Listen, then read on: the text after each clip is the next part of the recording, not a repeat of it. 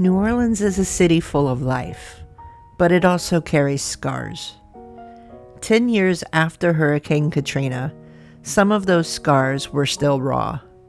On this trip, I drove through the lower Ninth Ward, and what I saw has stayed with me ever since. Before we left the quarter, we were stopped by an older man, a veteran who seemed to be living on the streets. He told us about losing his wife and children in a car accident, and how he'd lost everything else after that. There wasn't much we could do. He didn't need money or advice. He just needed someone to listen. So we did. And we walked away with lumps in our throats, thinking about how many veterans are left to struggle just like him. We set the GPS for the lower Ninth Ward. The roads themselves told the story. Massive potholes, cracked pavement, neighborhoods worn thin. Most homes had been rebuilt, but many were still standing empty, rotting. Some had weeds growing through the roof. Others leaned so badly it looked like they would collapse at any moment. On the doors and walls, we still saw the spray-painted X codes from rescue teams.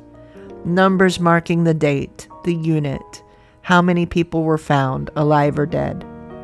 Thankfully, we didn't see any that marked remains. But even without that, the weight of those symbols was crushing. During Katrina, rescue teams used these X codes to track what they had found. Left side, number of people. Top, the date. Right, the unit or area searched. And on the bottom, how many alive and how many dead. 10 years later, some of those marks still clung to the walls, like scars that refused to fade. Driving those streets, I'll admit I was nervous. We stood out, 3 white faces creeping slowly through a neighborhood that was predominantly African American. But instead of anger or suspicion, people looked up and smiled. They waved. We waved back. It was the simplest thing, but it cut straight through the tension I had built up in my head. It reminded me that behind every headline, every statistic, there are people, neighbors, just trying to rebuild.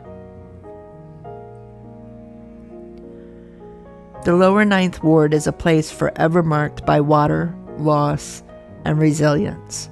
For me, it was a reminder that travel isn't always about the pretty views.